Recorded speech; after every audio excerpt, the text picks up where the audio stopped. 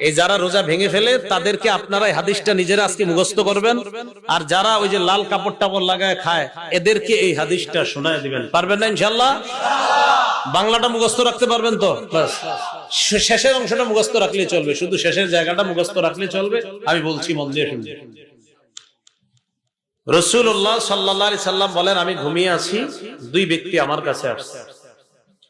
আসার পর ফাআখাযা বিদবঈ, আমার বাহু ধরছে, কিভাবে বাহু ধরছে। তো ধরার পর আমার টাইনা নিয়ে যাইতেছে, স্বপ্নে দেখতেছে নবীজি। সুবহানাল্লাহ। নবীজি বলেন, আমারে নিয়ে যাইতেছে, যাইতে যাইতে দেখলাম ফাআতায়া বি জাবালান ওয়া'রা, আমারে একটা পাহাড়ের কাছে নিয়ে গিয়েছে, আমারে একটা পাহাড়ের কাছে নিয়ে গিয়েছে। তো এই দুর্গম পাহাড়, এই দুর্গম পাহাড়ের সামনে গিয়ে আমি দাঁড়ায় রয়েছি। দুর্গম পাহাড়, ওটার সামনে দাঁড়ায় রয়েছি। নবীজিরে নিয়ে গেছে কয়জন? দুইজন। এইভাবে মনে করেন দুইজন রাসূলরে এইভাবে দুই বাহুতে ধইরা দুইজন নিয়ে গেছে। তা আপনি সামনে এলেন না, দেয়ালে সুন্দর হইতো, আচ্ছা আইছেন না, সমস্যা নেই। মানে দুইজন দুই দিক দিয়ে ধরছে, আপনি ধরে নিতে পারেন এইরকম, এরকম ধরে নিয়ে গেছে। বুঝছেন সবাই? এরকম। তো আমাকে যখন ওই দুর্গম পাহাড়ের কাছে নিচে আমি দাঁড়ায় রইলাম, ফাকালা, দুইজন আমাকে বললেন, ইসআদ, এই পাহাড়ের উপর উঠেন।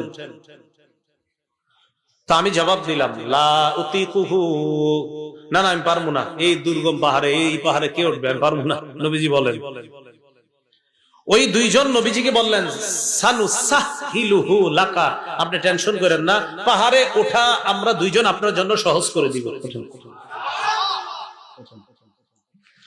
রাসূলুল্লাহ সাল্লাল্লাহু আলাইহি সাল্লাম বলেন, আমি ঘুমিয়েছিলাম, স্বপ্নে দুই ব্যক্তি আমার কাছে এসেছে, আমার দুই বাহু ধরে আমাকে টেনে নিয়ে গেছে, দুর্গম একটা পাহাড়ের কাছে আনছে।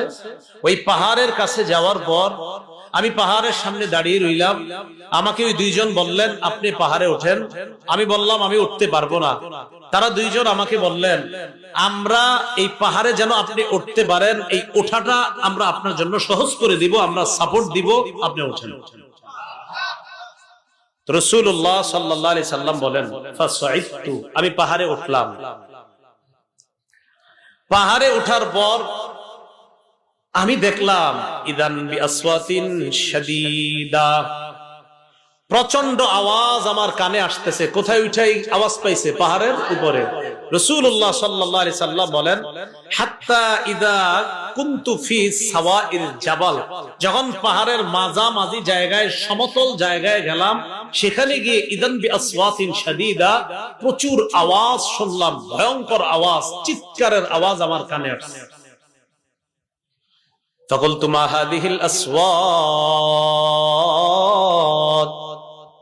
আমি প্রশ্ন করলাম, এগুলা কিসের আওয়াজ? ওই দুইজন জবাব দেয়, ওয়াউ আহলিন নার, এগুলা জাহান্নামীদের চিৎকারের আওয়াজ। নবীজি বলেন, সুম্মান তালাকা বি, এরপর আমাকে সামনের দিকে নিয়ে যায়, যাইতে লাগলাম, যাইতে যাইতে ফাইদা আনা বিকাউমিন মুআল্লাকিনা বিআরাকিবিহিম মুশাক্কাকাতিন আশদাকুহুম, যাইতে যাইতে হঠাৎ আমি একদল মানুষের সামনে গেলাম, তাদের দিকে তাকায় দেখলাম পাগুলা উপরের দিকে বেঁধে রাখা, পাগুলা বেঁধে রাখা, মাথা নিচে।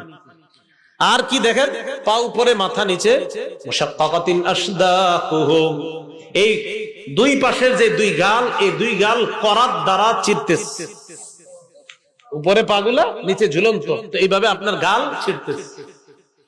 তাসিলু আশদাকুহুম দামা, এই পুরা গাল, এই চোয়াল সহ রক্ত পড়তেছে। এই কল্পনা আনেন, দৃশ্যটা কল্পনা আনেন, পা উপরে মাথা নিচে, দুই পাশের গাল থেকে রক্ত পড়তেছে, ব্যাপারটা কত ভয়ঙ্কর।